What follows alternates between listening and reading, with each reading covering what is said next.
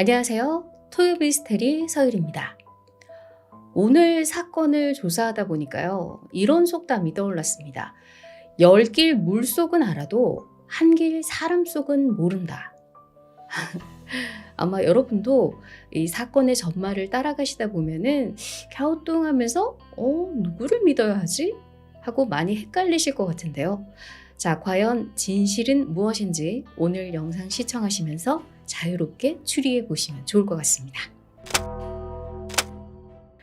한국계 미국인인 44살의 김서린 씨는 FBI 덴버 지부에서 법의학 회계사로 일하고 있었어요.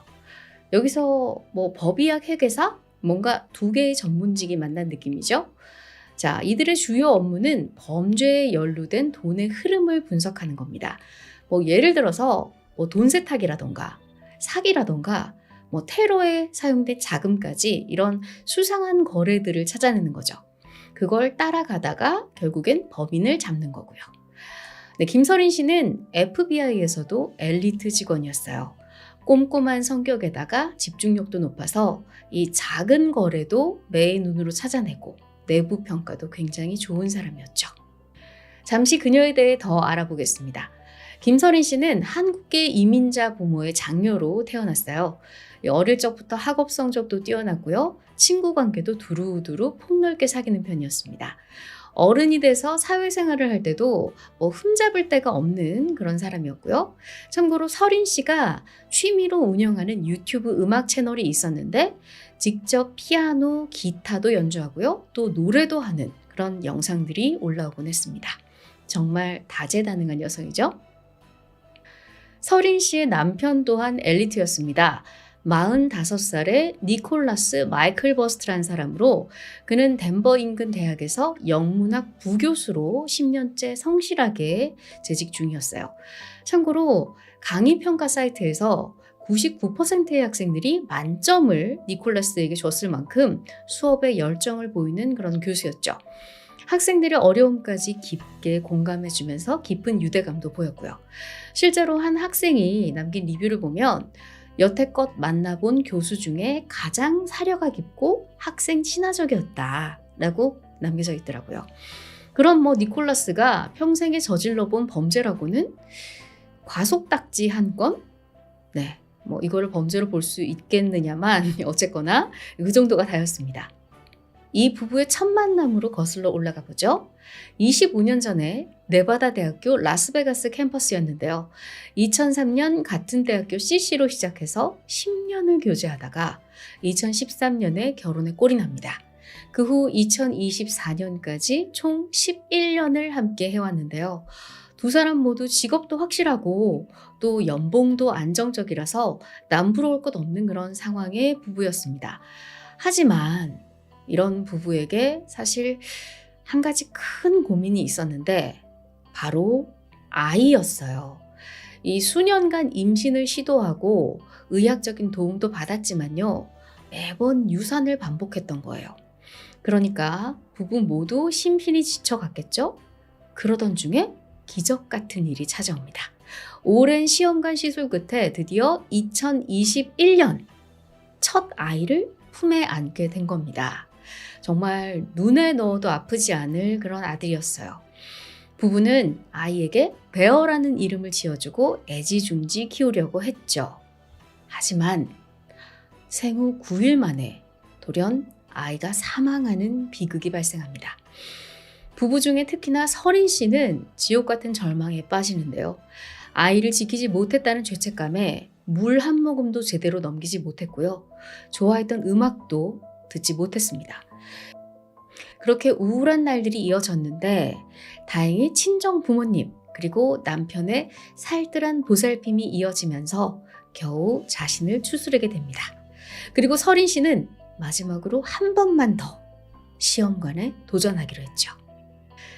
그러던 지난 2024년 5월 2일 부부가 그렇게 기다리던 딸 레슬리가 태어납니다.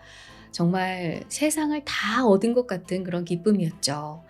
한번 아이를 잃어본 경험이 있잖아요. 그래서 그런지 서린 씨는 이번엔 무슨 일이 있어도 반드시 아이를 지키겠다는 강한 일념으로 가득했습니다. 매사에 조심을 했고요. 행여나 작은 바이러스라도 옮을까봐 타인과의 만남도 최소화했습니다. 밤에는 이 아이가 잠에서 깰까 싶어서 남편과 각방을 썼고요. 번갈아서 새벽 수유를 맡았는데요.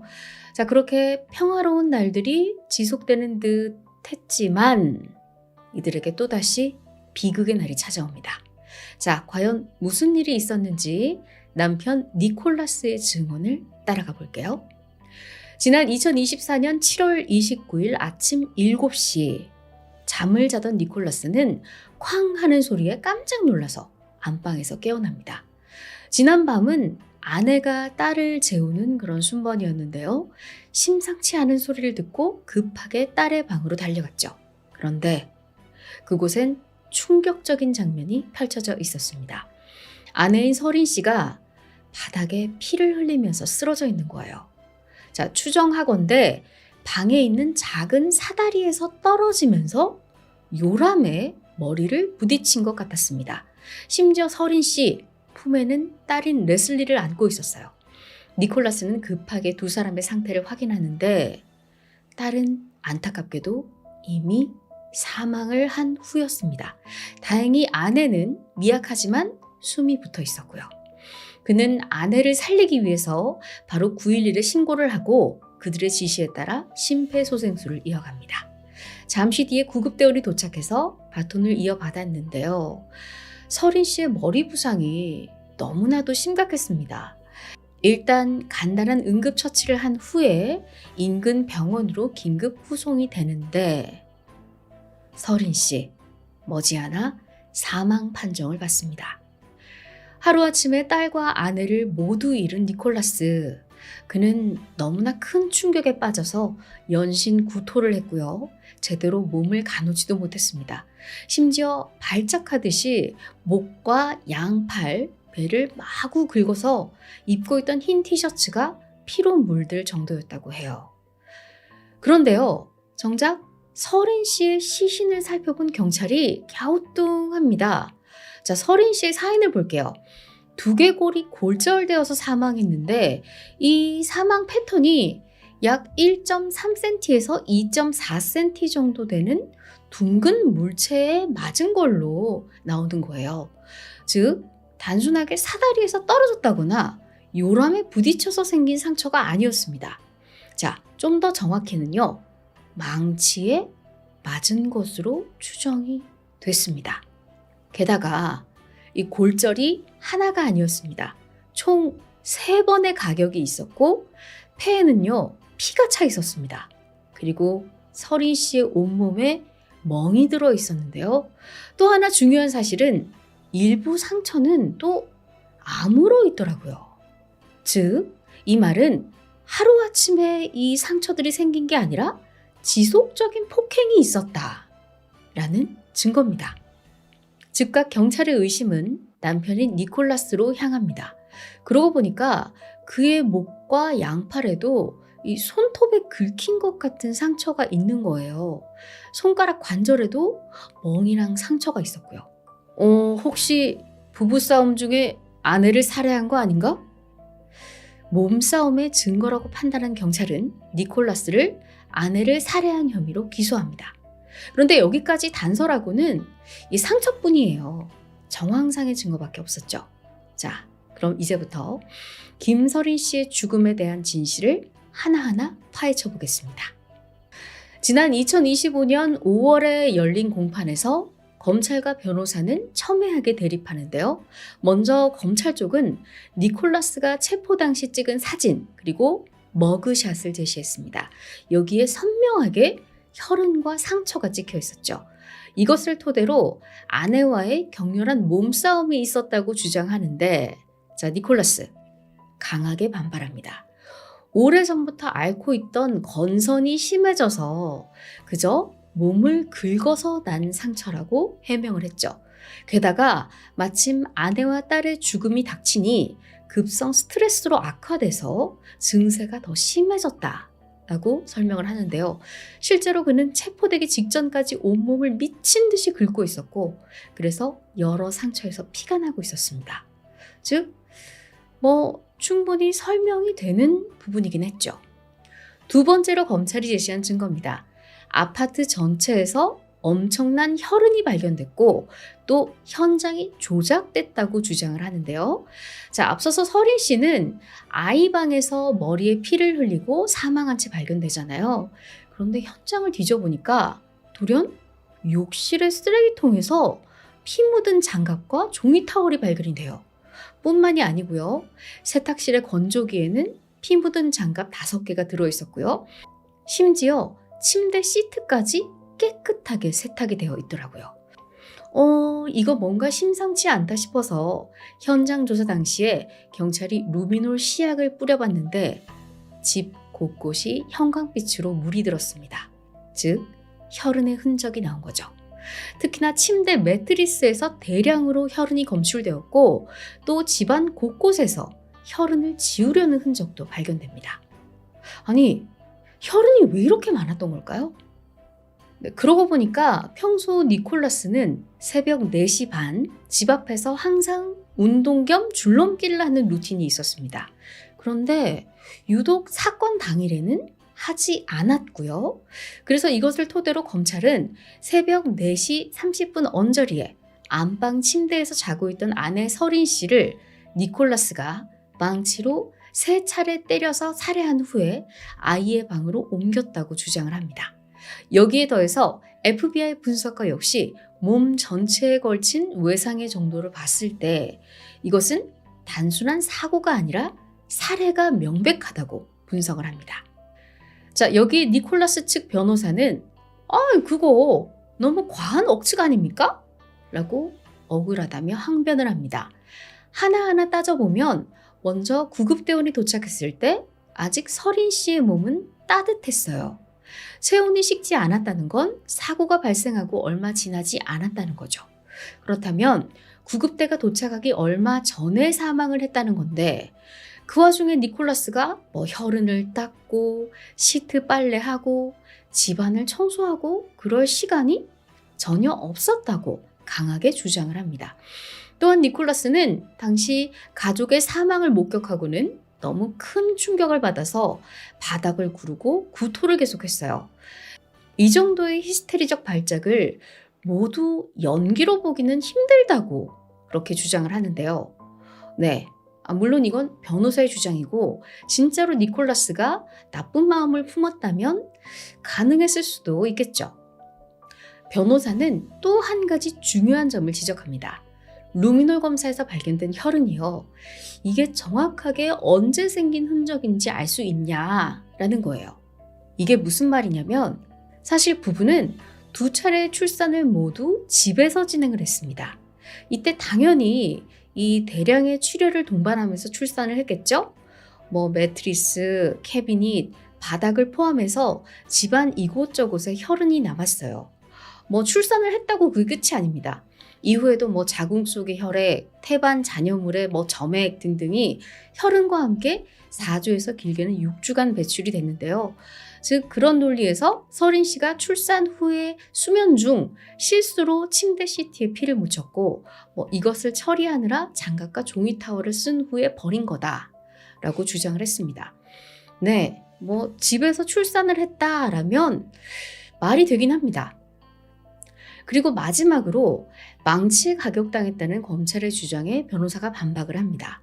실제로 흉기가 발견되진 않았지만 집에서 2개의 망치가 발견이 됐습니다. 그런데 이 2개의 망치에서 모두 혈흔이 검출되지 않았습니다.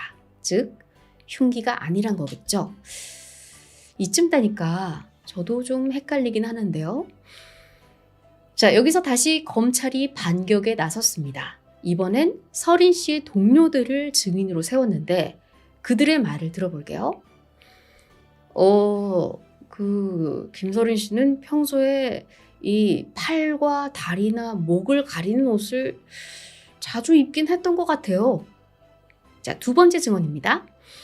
우리가 아이가 보고 싶다고 했는데 서린 씨는 출산 후에 단 한 번도 집 밖에 나오질 않았어요. 네. 이 증언들을 토대로 서린 씨가 남편에게 받은 지속적인 가정폭력, 학대를 숨기고 있었다고 주장을 했죠. 반면에 니콜라스 측, 그것은 단지 아내의 선택이었다라고 설명을 합니다.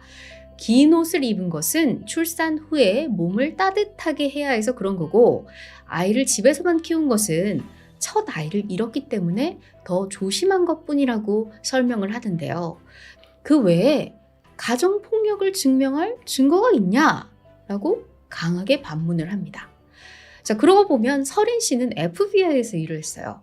눈썰미 좋은 수사관들과 매일같이 부대꼈는데 이들 중에는 서린 씨의 가정폭력을 의심한 사람은 단 한 명도 없었습니다. 가까운 지인들에게도 비슷한 얘기를 한 적도 없고요. 다들 서린 씨의 갑작스러운 사망 소식을 들은 후에도 남편인 니콜라스를 의심하기보다는 막연하게 교통사고가 아닐까라고 떠올렸을 정도라고 해요.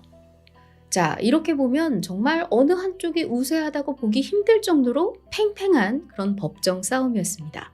그리고 사실은요, 현재까지도 결론은 나지 않은 상황이에요. 서린 씨의 부모님은 딸의 사망과 관련해서 추가로 민사소송을 제기했습니다. 일단 부부의 공유 자산을 남편 니콜라스가 사용하지 못하도록 막았는데요. 또 다른 문제도 남아 있습니다. 재판에서 아직 다뤄지지 않은 두 건의 사망이 있죠. 바로 엄마와 같이 사망한 딸 레슬리, 그리고 나머지 하나는 앞서 사망한 큰아들 베어의 사망 관련입니다. 베어는 당시 사고로 처리됐지만 재조사 명령이 내려졌어요. 그 이유는 당시 아이를 확인한 의사가 두개골 골절로 인한 사망을 진단했기 때문이에요. 서린 씨의 사인과 동일하죠. 즉, 베어의 죽음에도 무언가 숨겨진 비밀이 있을 거다라는 추정이 있는 거죠. 딸인 레슬리의 경우 아직 밝혀진 건 없는데요. 다만 이례적으로 법원은 시신을 가족에게 인도하지 않고 검시국에서 보관하라는 명령을 내렸습니다. 살인사건 조사를 위한 증거 보관 차원인데요.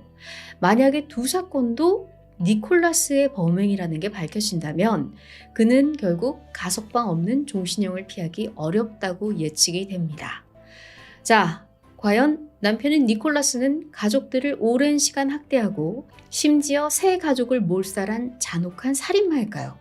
아니면 그저 연속적인 사고로 가족을 모두 잃은 가련한 아버지일 뿐일까요? 앞으로 법원의 판단이 어떻게 내려질지 여러분들과 함께 지켜보도록 하겠습니다. 지금까지 토요미스테리 서울이었습니다.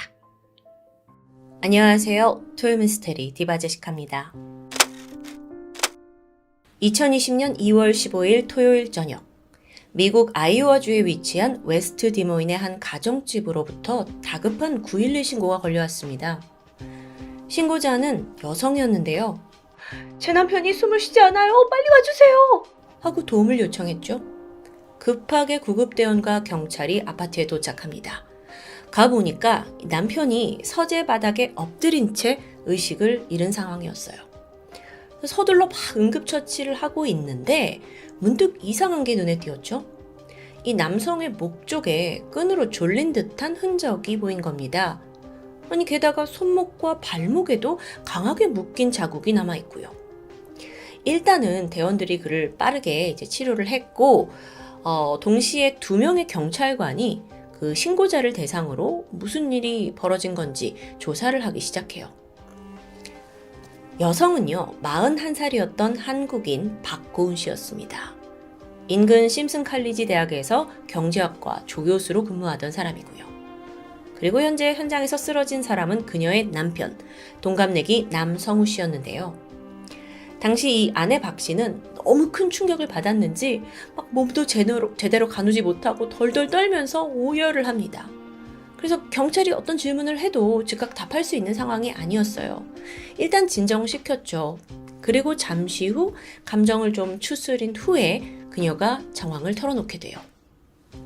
약 1시간 전인 오후 5시 30분쯤에 아내 박 씨는 남편과 함께 평온한 토요일 저녁을 보내고 있었습니다. 둘은 함께 서재에서 도란도란 이야기를 나누다가 아내가 먼저 거실로 와서 샴페인을 한잔하면서 영화를 보게 돼요. 그러다 소파에서 잠깐 잠이 들었죠? 얼마나 시간이 좀 흐르고 탁 일어나 보는데 집안이 좀 고요한 겁니다. 그래서 여보 부르면서 서재로 향했는데 충격적인 광경이 펼쳐져 있었어요. 남편이 의자에 몸이 묶인 채 바닥에 쓰러져 있었던 거예요. 그래서 아내가 왜 이래요 하면서 줄을 풀고 911에 신고를 했다는 거고요. 근데 좀 이상하죠? 아니 왜 갑자기 묶여 있을까요? 도둑이 침입한 걸까요? 근데 현장에는 이 부부 외에 제3자가 들어온 흔적은 전혀 없습니다. 이때 아내 박 씨가 말하죠. 사실 남편이 과거에도 몇 번이나 극단적인 시도를 하려고 한 적이 있다는 거예요. 그리고 하필 이날도 이전에 남편이 뭔가 좀 이런 극단적인 그 상황을 암시하는 말을 남기기도 했다고 하고요. 자, 그렇다면 지금 아내가 밖에서 낮잠을 자는 사이에 정신적으로 불안정한 남 씨가 홀로 서재에서 그런 극단적인 선택을 했다는 가능성이잖아요. 근데 여전히 이상한 게 있죠. 왜 몸을 묶었을까요? 아내 박 씨는 이 부분에 대해서 나는 남편이 단지 의자에 묶여 있었던 것만 봤을 뿐이다 라고 말을 했고 정확히 어떤 상황이었는지는 묘사를 하지 못합니다. 사실 처음에는 넥타이로 의자에 목을 맨 거다라고 했다가 경찰이 보니까 주변에 넥타이가 없어요. 그러니까 내가 뭐에 매여 있었는지는 뭐 신체 어느 부분이 결박되어 있는지는 좀 나도 정신이 없어서 기억이 잘 나지 않는다 라고 말합니다. 물론 남편이 지금 이런 위급한 상황에 처했으니까 큰 충격을 받았을 수 있어요. 그래서 기억에 혼란이 왔을 수도 있죠. 하지만 당시 수사관들은 이게 어딘가 수상하다라는 걸 직감했고 결국 아내 박 씨에게 경찰서로 동행할 것을 요구합니다. 그 사이 구급대원들은 남편 남 씨를 병원으로 후송을 했지만 그는 사투 끝에 결국 사망 판정을 받게 되죠. 박고은 씨를 두고 경찰 조사가 시작됩니다. 자, 남편이 사망하면서 그날의 진실을 알고 있는 사람은 그녀뿐이에요. 그렇게 서에서 한 1시간 정도 조사를 받던 중 박 씨가 갑자기 새로운 진술을 합니다. 사실 남편이 평소에 자기한테 폭력을 휘둘렀대요. 그래서 며칠 전에도 이런 부탁을 했는데 여보, 내가 혹시 당신한테 어떤 상처를 줄 것 같으면 나를 그냥 차라리 꽁꽁 묶어놔. 그러니까 폭력성을 보일지 모르니까 아내가 묶어놨다는 소리잖아요. 근데 또 그렇다고 자기가 남편을 묶은 게 아니고 남편이 자기 혼자 묶었다고 주장하는 겁니다. 자, 그러면서 이 폭력을 강조했어요. 자기 휴대폰에 남편의 폭력을 증명하는 문자와 영상이 있다고 하죠. 아니 그러면 경찰이 당연히 그걸 좀 봅시다 할 거 아니에요. 근데 웬일인지 박 씨가 휴대폰 제출을 못하겠다는 겁니다. 그 이유가 좀 황당해요. 비밀번호가 기억이 나지 않는다는 거예요. 요즘에 어떤 시대냐고요. 경찰이 휴대폰 받아서 박 씨 얼굴한테 딱 갖다 대니까 바로 잠금이 풀려요. 안면 인식 기능이 있었던 거죠. 그런데 이때 박 씨가 보인 행동이 뭐였는 줄 아세요? 딱 경찰 갖다 대니까 얼굴을 싹 피합니다. 마치 핸드폰을 열고 싶지 않은 듯 뭔가 숨기는 것 같죠. 그러다 순간 박 씨의 변호사가 도착을 했고 결국 1차 조사는 찝찝함만 남긴 채 그렇게 박 씨는 집으로 돌아가게 되는데요. 그로부터 머지않아 8시간 후인 2월 16일 그녀는 스스로 다시 경찰서를 찾아옵니다. 그런데 어제랑 분위기가 많이 달라요. 하룻밤새 아주 차분해져 있었죠. 그리고 형사들에게 순순히 자기 휴대폰 비밀번호를 알려주면서 그때부터 사건에 대한 새로운 이야기를 털어놓습니다. 박 씨와 남 씨 부부는 사건 당일 함께 차에 타 있었습니다. 근데 남편이 운전을 하던 중에 어떤 일로 막 격분을 했고 차 거울을 깨부수는 지경에 이르렀죠. 부부가 집에 돌아온 후에도 남편은 흥분을 가라앉히지 못했습니다. 결국 그는 아내에게 여보, 내가 지금 너무 흥분했으니까 혹시 다른 물건을 부수거나 다치지 않게 나를 좀 결박해줘 라고 요청했다는 거죠. 그래서 아내가 집에 있던 케이블 타이와 밧줄을 이용해 남편을 의자에 묶었고요. 그러자 이때 남편이 더한 요구를 했다고 합니다. 내가 비명을 지를 수도 있으니까 여보, 내 입에 테이프를 붙여줘 라고 말이에요. 이때 아내는 그가 혹시나 혀를 깨물어서 자해를 하지 않을까 걱정이 됐고 그래서 입에 일단 양말을 물렸어요. 그리고 그 위에 덕테이프를 붙이게 되죠. 자, 여러분, 이걸 당시 듣고 있던 경찰은 무슨 생각이 들었을까요? 그리고 여러분은 무슨 생각이 드시나요? 이 참 기이하죠. 박 씨 이야기를 더 들어볼게요. 아내는 또 혹시나 남편이 이렇게 묶인 채로 발버둥 치다가 의자가 넘어지면서 테이블에 머리를 부딪히지 않을까 걱정이 됐습니다. 그래서 머리를 보호하기 위해 수건으로 머리 부분을 둘둘 말아요. 그리고 그 위에 다시 테이프를 붙여서 고정했고요. 아니, 이러면 지금 남편의 시야가 가려지잖아요.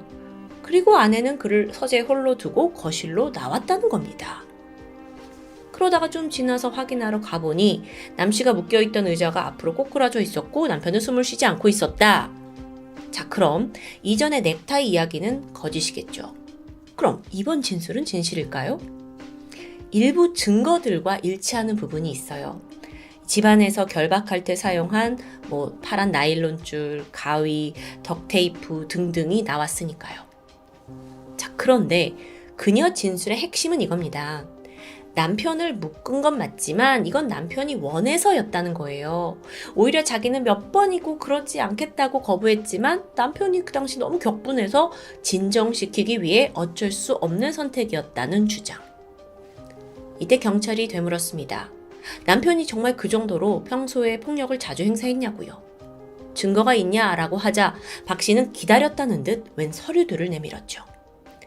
그건 두 건의 진단서였습니다. 한 번은 남편이 자신에게 램프를 던져서 상처를 입었다는 진단서고요. 또 다른 건 남편에 의해 엄지손가락이 부러져서 치료를 받은 내용이에요. 여기에 더해서요. 박 씨는 남편이 죽기 전 스스로 작성한 일종의 반성문도 보여줬어요. 보니까 남 씨가 스스로 자신의 학대 행위를 나는 이런 사람이다 막 설명한 글이 적혀 있고요. 게다가 특이한 건 부부가 이 문서에 대해 공증까지 받아뒀더라고요.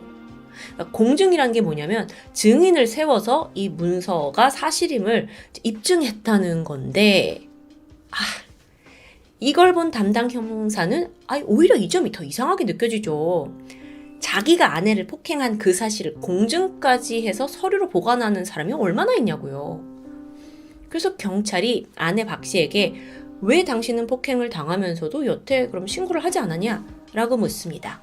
근데 아내는 내가 그러려고 했는데 그때마다 남편이 자살을 죽을까봐 무서워서 그랬다 라고 대답하고요. 또 남편이 또 금세 진정을 하길래 반성을 하는 것 같아서 놔뒀다는 거예요. 이 부분 정말 이거 특이한데요. 평소 둘의 사이가 어땠는지 좀 더 알아봐야겠죠? 먼저 아내 박고은 씨. 1979년생으로 한국에서 대학을 졸업한 후에 지난 2000년 학생 비자로 미국에 왔습니다. 이후 뉴욕 대학에서 석사, 뉴욕 시립대에서 박사까지 받은 소위 엘리트예요. 당시 그녀는 한인 교회를 나갔다가 남편 남성우 씨를 알게 됐는데 유학생이던 박 씨와 달리 남편은 미국 시민권자였죠. 그러던 2017년 박 씨는 아이오와주 심슨 칼리지 경제학과 조교수에 임용됩니다. 안정적인 직장이 생긴 거잖아요. 두 사람이 결혼을 결심했고 남 씨는 그녀를 따라 함께 이 아이오와주로 이주하게 되죠. 둘은 여기서 아파트 사고 신혼살림을 차렸습니다.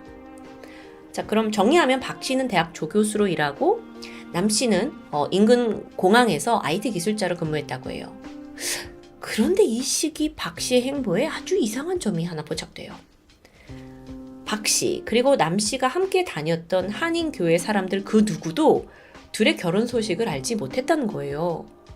심지어 이 여자 박 씨가 일하던 학교에서조차 결혼을 했어요? 라고 다들 어리둥절합니다. 물론 미국에서는 결혼을 했냐 안 했냐 이 자체가 굉장히 사적인 영역이라서 굳이 오픈을 하지 않아도 돼요. 하지만 박 씨는 오히려 자기가 먼저 학생들한테 나는 아직 싱글, 미혼이다 이런 걸 수차례 강조했습니다. 그러면서 내 가족들은 다 한국에 있는데 내가 왜 지금까지 싱글인지 결혼을 못했는지 모르겠다 라는 식으로 상당히 TMI를 방출했고요. 실제로 대학 측은 결혼 사실을 전혀 몰랐다고 합니다. 게다가 두 사람 모두 SNS를 안 해서 서로 같이 있는 사진을 찾을 수가 없어요. 그럼 가족들은 이 사실을 몰랐을까요? 숨진 남편 남 씨의 가족들은 박고은 씨의 존재를 알고 있었어요. 다만 가족들은 꽤 오랫동안 이 둘의 결혼을 반대해온 것 같아요. 그러다가 아예 아들이 이제 이사까지 가버리니까 연락을 끊었고요. 그래서 가족들은 이 여자 박 씨가 의도적으로 아들을 고립시킨다라고 생각하고 있었는데요. 다시 사건으로 돌아와서 사건 발생 4일 후인 2월 19일 남 씨의 부검 결과가 나왔습니다. 사인은 목졸림에 의한 질식사. 이뿐만 아니라 박 씨의 휴대폰을 포렌식 해보니까 결과가 충격적이에요. 박 씨가요, 경찰한테 넘겨주기 전에 이미 삭제해버린 영상 하나가 밝혀지는데 그걸 찍은 시간은 사건 당일 오후 5시 6분. 그러니까 신고가 들어오기 1시간 전입니다. 아내가 핸드폰을 들고 직접 찍은 영상이에요. 그리고 거기엔 남편이 이미 결박되어 있는 상태에서 애걸하는 장면이 남아있어요. 여보, 나 좀 제발 풀어줘. 자, 근데 이 영상은요, 박 씨가 911에 신고를 하기 딱 2분 전에 삭제를 했더라고요. 아, 이거 빼박이죠. 경찰은 죽은 남 씨가 극단적인 선택을 했을 가능성은 이건 아무리 봐도 없다라고 판단을 했고 같은 날 박 씨를 살인과 납치 혐의로 체포합니다. 납치까지요. 네, 사실 그날 경찰이 추가로 밝혀낸 그날의 진실은 정말 너무도 잔혹했어요. 일단 2020년 3월 첫 심리공판이 열렸습니다. 이날 검찰은 그 부검 결과를 토대로 아내 박 씨가 사건 당일 2월 15일 아침 10시 반부터 남편을 결박한 거다라고 주장해요. 자, 그리고 나서 무려 8시간 가까이 그를 계속 방치하면서 사망하게 만들었다고 주장했죠.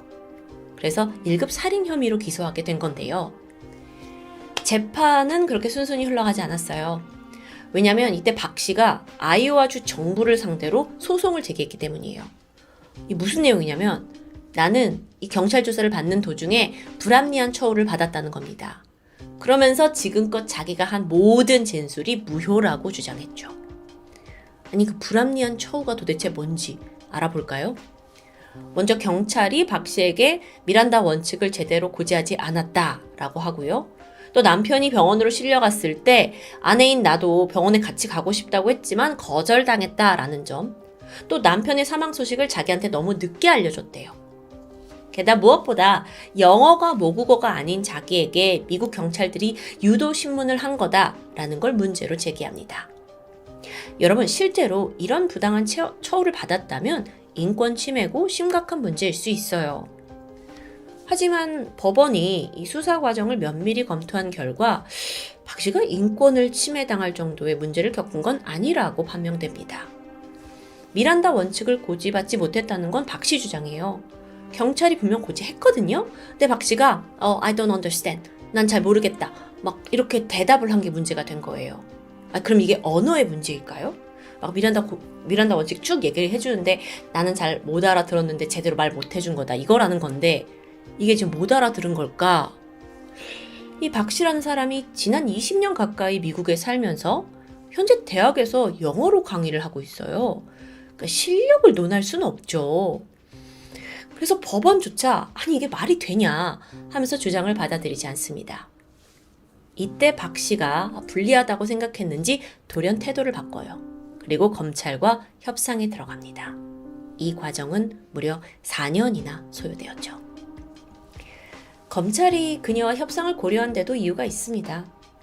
물론 아내가 남편을 살해했다는 걸 이거 제대로 인정되면 1급 살인죄 종신형이에요. 근데 살인이라는 건 고의성이 아주 중요하게 판단이 되거든요. 그러니까 의도를 했냐 안 했냐는 거예요. 근데 실제로 박 씨라는 이 아내는 키가 162에 몸무게가 49kg, 아담한 체구입니다. 반면 피해자 남편은 건장한 성인 남성 체격이고요. 아니 근데 어떻게 이 작은 여자가 남편을 강제로 의자에 앉혀서 손과 발을 결박할 수 있었겠느냐? 이 부분이 검찰 쪽에서도 제대로 풀기가 힘들었던 거예요. 의문으로 남아있고요. 참고로 남편 몸에서는 그 어떤 수면제나 약물도 나오지 않았거든요. 그렇다면 정말 남편이 스스로 묶어달라 했다는 그 박 씨의 주장을 뒷받침할 수밖에 없었죠. 게다가 그 박 씨 핸드폰에 사건 며칠 전에 찍은 영상이 하나 있었는데 또 거기서 남편이 나를 묶어라 라고 말하는 장면이 있기도 해요. 아, 헷갈리죠. 그래서 검찰도 이 살인의 고의성이 있었냐 없었냐 이걸 입증하는데 다소 한계를 느끼고 있던 터였습니다. 그렇게 긴 재판과 협상이 오갔고 시간이 흘러 드디어 최근의 소식이 전해졌습니다. 박 씨는 남편의 죽음에 대한 책임을 인정하는 대신 죄목을 살인이 아닌 과실치사로 변경하는 데 합의한 겁니다. 지난달이죠. 2024년 4월 아이오와주 법원은 박고은 씨에게 과실치사와 3급 납치, 가정폭력 혐의에 대한 유죄를 인정합니다. 이에 검찰은 과실치사 납치에 각각 10년, 10년, 그리고 가정폭력에 5년, 그러니까 도합 25년형을 줘야 된다라고 구형했어요. 근데 여기에 대해 결국 재판부가 선고한 형량은 징역 10년입니다. 플러스 유가족에게 배상금 15만 달러, 그러니까 하나로 한 2억 원을 지불하라는 명령이 내려졌죠. 이 처벌이 엄중하기로 유명한 미국치고는 꽤 뜻밖의 판결이었습니다. 피해자 남 씨는 사망하기 전 분명 아내에게 결박을 풀어달라라고 요구했습니다. 그걸 박 씨가 무시했고 방치했다가 남편은 결국 죽음에 이르렀죠. 하지만 재판부는 그 이전에 아내가 지속적인 폭력을 당해왔다는 점 또한 참작합니다. 여기에 유년 시절 한국에서 아버지에게 당한 폭력까지 끄집어내지면서 그 트라우마가 인정되고 그런 과정이 있었다고 해요. 그래서 살인이 아닌 과실치사로 가벼운 형량이 선고된 거죠. 그런데요, 이 판결이 내려진 순간 방청석에서는 오열이 터져 나왔어요. 바로 숨진 남 씨의 가족들이었죠. 이날 법정에는 피해자 남 씨의 어머니와 여동생이 참석했는데 여동생이 막 울면서 소리쳤습니다. 저 여자는 우리 오빠의 돈과 영혼을 빨아먹은 악마다 라고 막 눈물을 흘려요. 어머니 또한 내 아들 왜 죽였어? 왜 죽였어? 하면서 원통함을 감추지 못했고요. 그럼 이때 박 씨는 어떤 태도를 보였을까요? 그녀는 법정에서 미리 준비한 낭독문을 읽었습니다. 남편의 죽음에 대해 진심으로 애도와 안타까움을 느낍니다. 상처를 주고 싶지 않았고 나는 그를 사랑했습니다. 이걸 듣고 있는 유가족의 마음, 글쎄요. 이 말들은 그저 자신의 형량을 줄이고 죄를 좀 덮고자 하는 어떤 악녀의 외침으로 들리지 않았을까라는 생각이 듭니다. 그렇게 재판은 끝이 났습니다. 하지만 이 사건의 충격과 기괴함은 쉽게 가시지 않습니다. 왜냐하면 판결대로라면 자신을 묶으라고 몸을 내어준 남편, 그리고 온몸이 결박조차 아니죠. 머리까지 다 감싸졌으니까. 그런 남편을 서재에 방치하고 혼자 샴페인을 즐긴 아내 박 씨까지. 정말 이게 박 씨 말대로 잠시 한눈을 판 사이 남편이 불의의 사고로 사망한 걸까요? 아니면 처음부터 사리를 가지고 그를 방치한 걸까요? 마지막으로 숨진 남 씨는 사건 이틀 전 돌연 자신이 다니던 공항에 병가를 냈습니다. 그 후 아내가 근무하던 대학교를 찾았다라는 사실이 확인되었죠. 근데 이때 어떤 이유로 학교를 찾았는지는 밝혀지지 않았어요. 혹시 여기에 어떤 살해의 원인이 숨겨져 있진 않을까요? 무수한 물음표만을 남겨둔 채 종결된 사건. 박 씨는 앞으로 10년의 징역형을 미국에서 마치면 바로 한국으로 추방됩니다. 엘리트라고 불리던 한인 교수의 몰락. 과연 가정폭력을 견디다 못한 아내의 복수였을까요? 아니면 치밀한 가스라이팅 범죄의 최후였을까요? 여러분의 생각이 궁금합니다. 지금까지 토요미스테리 디바제시카였습니다.